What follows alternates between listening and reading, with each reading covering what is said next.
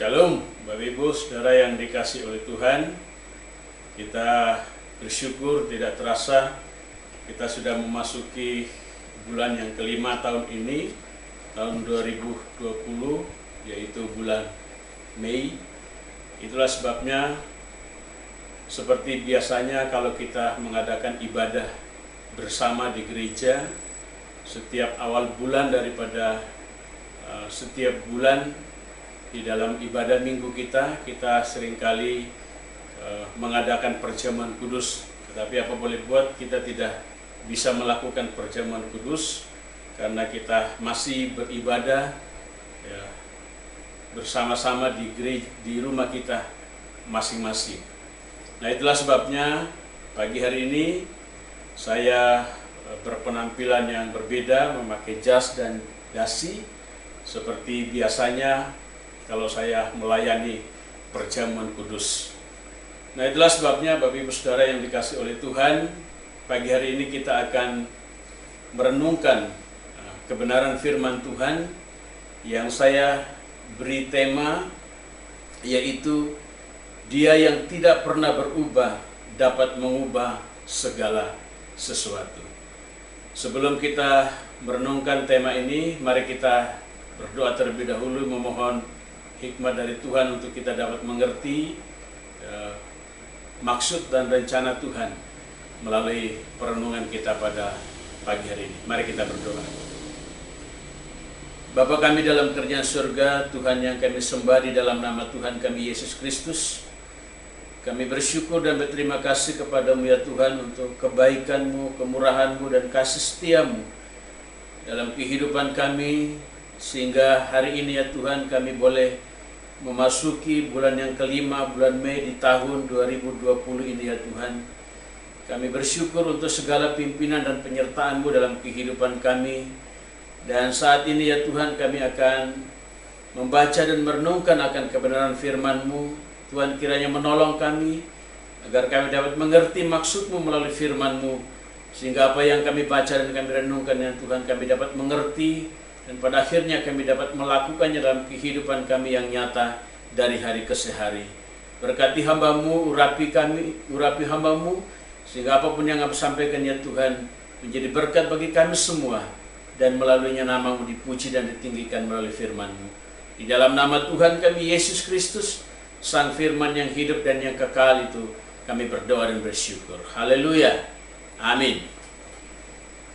Bapak Ibu Saudara yang dikasihi oleh Tuhan, kita akan membaca terlebih dahulu nats firman Tuhan untuk merenungkan tema yang saya sebutkan tadi, yaitu Dia yang tidak pernah berubah dapat mengubah segala sesuatu.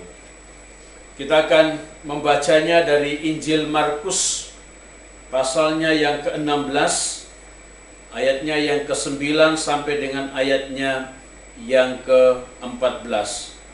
Injil Markus pasalnya yang ke-9, Injil Markus pasalnya yang ke-16, ayatnya yang ke-9 sampai dengan ayatnya yang ke-14. Saya akan bacakan bagi kita sekalian, demikian firman Tuhan.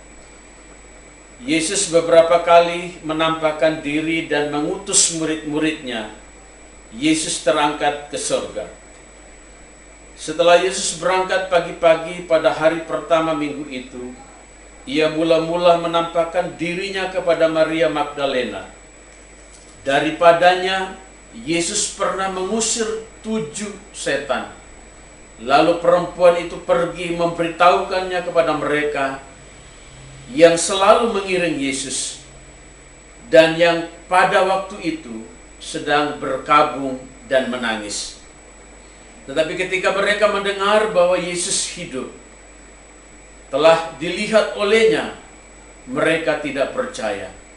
Sesudah itu Ia menampakkan diri dalam rupa yang lain kepada 2 orang dari mereka ketika keduanya dalam perjalanan keluar kota. Lalu kembalilah mereka dan memberitahukannya kepada teman-teman yang lain. Tetapi kepada mereka pun teman-teman itu tidak percaya.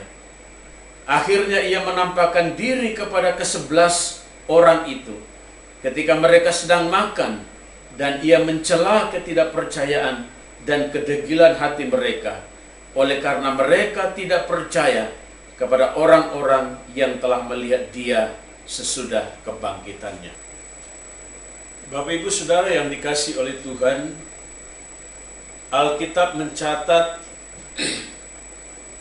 bahwa setelah Yesus bangkit dari kematiannya dan benar-benar hidup, ia beberapa kali menampakkan diri kepada murid-muridnya dan beberapa orang terdekatnya pada waktu itu. Dan salah satu peristiwa yang menceritakan tentang penampakan Tuhan Yesus kepada murid-muridnya pada waktu itu setelah kebangkitannya dari antara orang mati, diceritakan di dalam nats yang barusan kita baca tadi, Bapak Ibu Saudara yang dikasihi oleh Tuhan. Dan itulah sebabnya kita akan coba melihat beberapa kebenaran yang terkandung di dalam firman Tuhan pada pagi hari ini dengan sebuah tema, yaitu Dia yang tidak pernah berubah dapat mengubah segala sesuatu. Bapak Ibu Saudara yang dikasihi oleh Tuhan, kebangkitan Tuhan Yesus dari antara orang mati tidak secara otomatis atau tidak seketika itu juga dapat mengubah keadaan murid-muridnya dan pengikut-pengikutnya. Hal ini disebabkan oleh karena mereka belum secara langsung melihat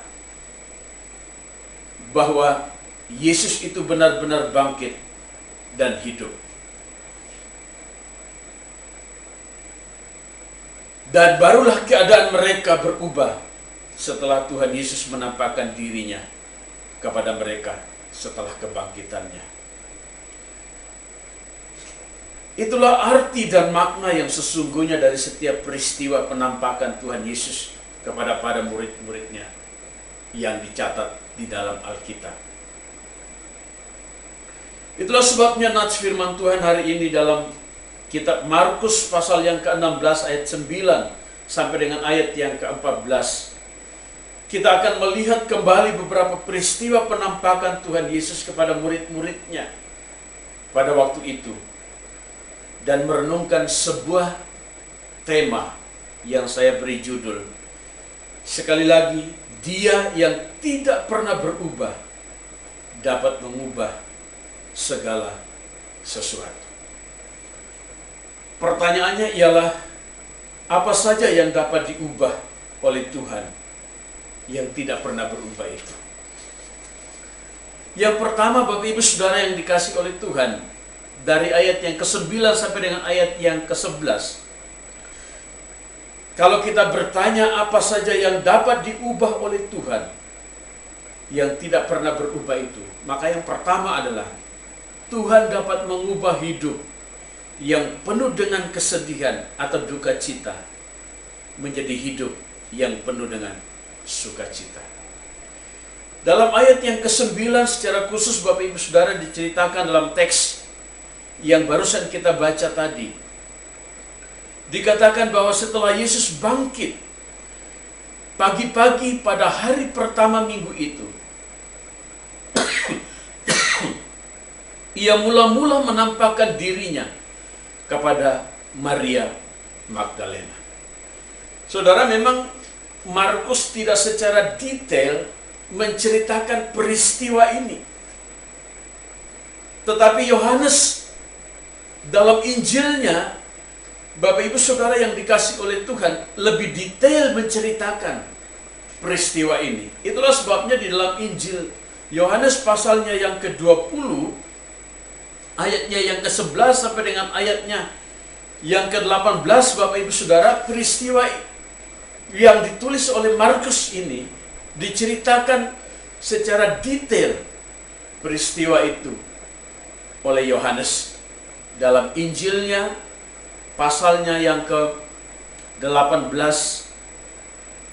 pasalnya yang ke-20, ayat yang ke-11 sampai dengan ayat 18.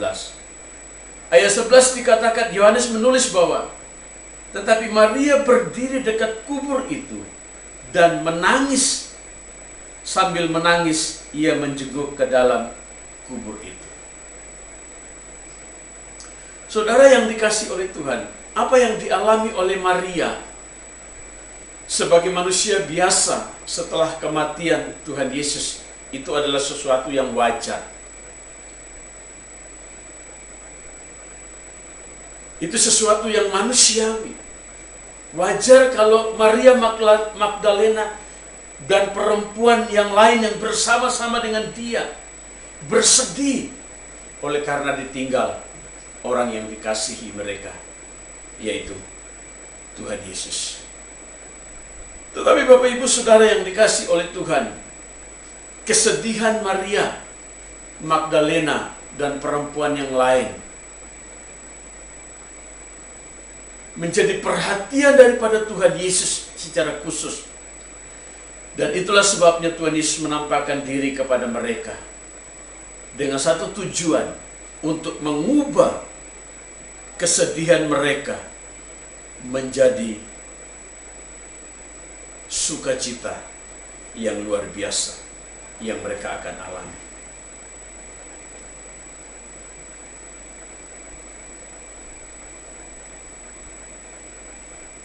Bapak Ibu Saudara yang dikasihi oleh Tuhan, melihat situasi dan keadaan dunia pada umumnya saat ini akibat wabah virus corona, banyak orang yang dirundung kesedihan karena melihat masa depan hidupnya dan keluarganya yang serba tidak menentu.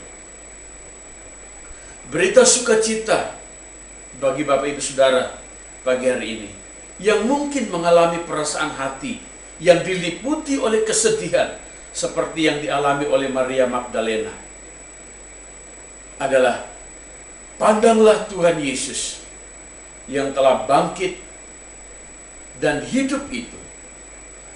Dan ketika saudara memandang dia, maka seketika itu juga ia sanggup mengubah hati saudara yang diliputi dengan kesedihan menjadi melimpah dengan sukacita yang penuh. Itu yang pertama, Bapak Ibu Saudara yang dikasihi oleh Tuhan, yang dapat kita melihat dari kebenaran ini yang mau diajarkan oleh Markus sebagai penulis Injil ini. Lalu kebenarannya yang kedua, Bapak Ibu Saudara yang dikasihi oleh Tuhan, dalam ayat yang ke-12 sampai dengan ayat yang ke-13 dari Injil Markus, dari teks yang kita baca tadi Bapak Ibu Saudara, kita dapat melihat satu kebenaran lagi, bahwa apa saja yang dapat diubah oleh Tuhan, yang tidak pernah berubah itu, selain Tuhan dapat mengubah hidup yang penuh dengan kesedihan menjadi hidup yang penuh dengan sukacita, tetapi juga Tuhan dapat mengubah hidup yang tanpa harapan menjadi hidup yang penuh dengan harapan. Ayatnya yang ke-12 sampai dengan ayatnya yang ke-13 diceritakan di situ, Bapak Ibu Saudara yang dikasihi oleh Tuhan. Sesudah itu ia menampakkan diri dalam rupa yang lain kepada dua orang dari mereka ketika keduanya dalam perjalanan keluar kota. Lalu kembalilah mereka dan memberitahukannya kepada teman-teman yang lain, tetapi kepada mereka pun teman-teman itu tidak percaya. Sekali lagi, Markus tidak secara detail menceritakan peristiwa dua orang murid ini yang disebutkan dalam ayat yang ke-12 dan ayat yang ke-13 ini. Tetapi kalau kita melihat versi Lukas, di dalam Injilnya pasalnya yang ke-24, ayatnya yang ke-13 sampai dengan ayat yang ke-35, maka di sana kita dapat mengerti ceritanya secara detail.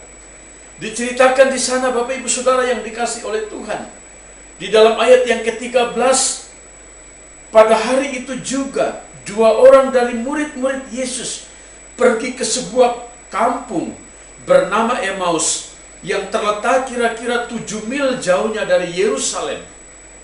Lalu ayat yang ke-18, seorang dari mereka bernama Kleopas menjawabnya, adakah engkau satu-satunya orang asing di Yerusalem yang tidak tahu apa yang terjadi di situ pada hari-hari belakangan ini? Lalu ayat yang ke-21 puncaknya adalah, padahal kami dahulu mengharapkan bahwa dialah yang datang untuk membebaskan bangsa Israel. Tetapi sementara itu telah lewat 3 hari sejak semuanya itu terjadi. Dari kisah ini secara singkat saya mau menjelaskan kepada Bapak Ibu Saudara bahwa 2 orang murid yang diceritakan secara detail oleh Lukas, yang salah satunya disebutkan bernama Kleopas. Mereka dalam perjalanan menuju ke sebuah kota yang bernama Emmaus. Mereka meninggalkan Yerusalem, pusat pelayanan para murid pada waktu itu. Pertanyaannya adalah, kenapa mereka meninggalkan Yerusalem dan pergi ke kota yang bernama Emmaus? Tidak lain tidak bukan Bapak Ibu Saudara, kalau saudara baca ceritanya di situ, oleh karena mereka kecewa. Oleh karena mereka kecewa. Itulah sebabnya dalam ayat 21 sekali lagi dikatakan bahwa mereka berkata bahwa padahal kami dahulu mengharapkan bahwa dialah itu adalah Tuhan Yesus yang datang untuk membebaskan bangsa Israel. Tetapi sementara itu telah lewat 3 hari sejak semuanya itu terjadi. Mereka kecewa setelah mereka melihat Yesus itu dijatuhi hukuman salib dan berakhir kepada kematian. Itulah sebabnya Bapak Ibu Saudara yang dikasihi oleh Tuhan, kekecewaan seringkali terjadi oleh karena apa yang kita harapkan tidak sesuai dengan kenyataan yang kita alami. Dan itulah yang terjadi dan yang dialami oleh kedua orang murid yang diceritakan dalam kisah ini. Mereka kecewa karena Tuhan Yesus dijatuhi hukuman salib dan berakhir dengan kematian. Mereka sesungguhnya mengharapkan Yesus menjadi raja atas bangsa Israel dan membebaskan mereka dari penjajahan bangsa Romawi pada saat itu. Mereka kecewa karena harapan mereka pupus ketika mereka menyaksikan Yesus dijatuhi hukuman salib dan pada akhirnya mati. Bapak Ibu Saudara yang dikasihi oleh Tuhan, penerapannya dalam kehidupan kita dengan melihat situasi dan keadaan dunia pada umumnya saat ini, banyak orang yang mulai kehilangan harapan hidupnya. Banyak berita yang kita dengar akhir-akhir ini bahwa tingkat kematian yang disebabkan oleh karena bunuh diri akhir-akhir ini meningkat secara tajam dan drastis. Sudah pasti bahwa orang yang bunuh diri kebanyakan disebabkan oleh karena putus asa dan kehilangan pengharapan dalam hidupnya. Tapi berita sukacita bagi Bapak Ibu Saudara hari ini yang mungkin juga mengalami kekecewaan dan mulai kehilangan harapan hidup seperti yang dialami oleh kedua murid Tuhan Yesus pada waktu itu yang meninggalkan Yerusalem dan menuju ke kota yang bernama Emmaus. Berita sukacitanya adalah, pandanglah Tuhan Yesus yang telah bangkit dan hidup itu. Dan ketika saudara memandang Dia, maka saudara dapat melihat masa depan saudara yang penuh harapan dan masa depan saudara yang penuh dengan kebahagiaan. Bukankah Tuhan Yesus berkata, marilah kepadaku, hai kamu yang letih lesu dan berbeban berat, aku akan memberikan kelegaan kepadamu. Kenapa, Bapak Ibu Saudara yang dikasih oleh Tuhan? Tidak lain tidak bukan karena Tuhan dapat mengubah kehidupan kita yang kehilangan harapan menjadi satu kehidupan yang penuh dengan harapan itu sendiri. Lalu yang ketiga, Bapak Ibu Saudara yang dikasih oleh Tuhan, apa yang dapat diubah oleh Tuhan yang tidak pernah berubah itu? Yang ketiga, Tuhan dapat mengubah hidup yang penuh dengan keraguan menjadi hidup yang penuh dengan kepastian atau keyakinan. Ayat yang ke-14 dari Injil Markus dalam teks yang kita baca, dikatakan di situ, akhirnya ia menampakkan diri kepada ke-11 orang itu ketika mereka sedang makan. Dan ia mencela ketidakpercayaan dan kedegilan hati mereka, oleh karena mereka tidak percaya kepada orang-orang yang telah melihat Dia sesudah kebangkitannya. Lagi-lagi Markus, Bapak Ibu Saudara, hanya secara ringkas mencatat peristiwa ini.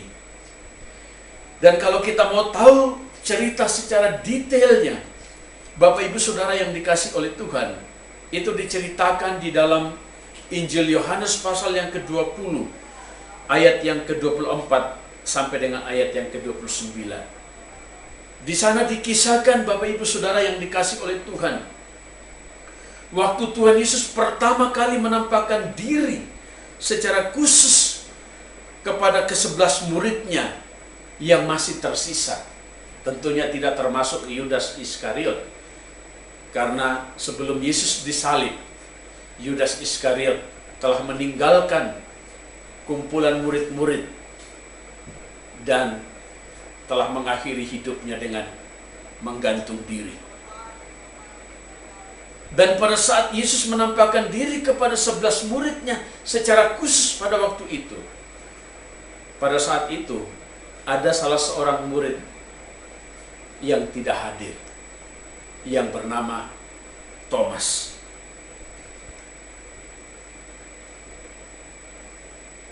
Itulah sebabnya dalam ayatnya yang ke-26 dalam Injil Yohanes pasal 20 dikatakan bahwa 8 hari kemudian murid-murid Yesus berada kembali dalam rumah itu, dan Thomas bersama-sama dengan mereka. Sementara pintu-pintu terkunci, Yesus datang dan ia berdiri di tengah-tengah mereka dan berkata, "Damai sejahtera bagi kamu." Kemudian ia berkata kepada Thomas, "Taruhlah jarimu di sini dan lihatlah tanganku, ulurkanlah tanganmu dan cucukkan ke dalam lambungku, dan jangan engkau tidak percaya lagi, melainkan percayalah." Thomas menjawab dia, "Ya Tuhanku dan Allahku." Kata Yesus kepadanya, "Karena engkau telah melihat aku, maka engkau percaya. Berbahagialah mereka yang tidak percaya namun melihat." Namun percaya. Berbahagialah mereka yang tidak melihat namun percaya. Bapak Ibu Saudara yang dikasih oleh Tuhan, para murid yang secara langsung melihat Tuhan Yesus yang bangkit dan hidup dari kematiannya adalah orang-orang yang paling bahagia saat itu, karena menjadi saksi hidup dan peristiwa sejarah kebangkitan Tuhan Yesus. Namun tahukah saudara bahwa yang lebih berbahagia adalah saudara dan saya? Mengapa? Karena Tuhan Yesus berkata dalam ayat yang ke-29, bagian yang terakhir dalam Injil Yohanes pasal 20. Berbahagialah mereka yang tidak melihat namun percaya. Siapakah mereka yang dimaksudkan oleh Tuhan Yesus? Mereka yang dimaksudkan oleh Tuhan Yesus adalah saudara dan saya. Berbahagialah saudara dan saya yang tidak melihat namun percaya akan kebangkitan Tuhan Yesus itu sendiri. Apa artinya, saudara yang dikasihi oleh Tuhan? Artinya tidak ada alasan bagi kita untuk meragukan kuasa dan penyertaan Tuhan dalam situasi apapun. Jika saat ini hidup saudara dan saya diliputi dengan keraguan oleh karena situasi yang tidak menentu, percayalah sepenuhnya kepada Tuhan Yesus yang telah bangkit dan hidup itu. Sebab hanya Dia dan di dalam Tuhan Yesus segala sesuatu menjadi pasti. Yakinlah bahwa hanya Tuhan Yesus yang dapat memberi kepastian untuk hidup kita di dunia ini dan hidup kita di masa yang akan datang. Karena apa? Karena Tuhan dapat mengubah hidup yang penuh dengan keraguan menjadi hidup yang penuh dengan kepastian atau keyakinan. Bapak Ibu Saudara yang dikasihi oleh Tuhan, sebagai kesimpulannya, Dia yang tidak pernah berubah dapat mengubah segala sesuatu. Apa saja yang dapat diubah oleh Tuhan yang tidak pernah berubah itu? Yang kuasanya tidak pernah berubah, yang pribadinya tidak pernah berubah, dulu, sekarang, dan selamanya. Yang pertama, percayalah, Tuhan dapat mengubah hidup yang penuh dengan kesedihan atau duka cita menjadi hidup yang penuh dengan sukacita. Yang kedua, Tuhan dapat mengubah hidup yang tanpa harapan menjadi hidup yang penuh dengan harapan. Dan yang ketiga, yang terakhir adalah Tuhan dapat mengubah hidup yang penuh dengan keraguan atau kebimbangan menjadi hidup yang penuh dengan kepastian dan keyakinan. Kiranya Tuhan memberkati saudara dan saya. Amin. Mari kita berdoa untuk firman. Bapa kami dalam kerajaan surga, terima kasih untuk firman-Mu yang kami sudah baca dan kami renungkan ya Tuhan pada pagi hari ini. Terima kasih Engkau telah mengajarkan kepada kami bahwa Engkau yang tidak pernah berubah dapat mengubah segala sesuatu dalam kehidupan kami. Engkau dapat mengubah hidup yang penuh dengan kesedihan menjadi hidup yang penuh dengan sukacita dan kebahagiaan. Engkau dapat mengubah hidup yang penuh dengan ketidakpastian menjadi hidup yang penuh dengan harapan dan masa depan yang penuh. Dan Engkau dapat mengubah hidup yang penuh dengan keraguan menjadi satu kehidupan yang penuh dengan kepastian dan keyakinannya Tuhan.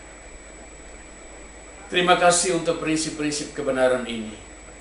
Meteraikanlah dan tanamkanlah prinsip-prinsip kebenaran ini, sehingga kami dihiburkan, kami dikuatkan, dan kami disegarkan oleh Tuhan melalui firman. Kami dalam kerajaan surga, terima kasih untuk segala berkat-Mu yang kami nikmati sepanjang ibadah kami pada hari ini.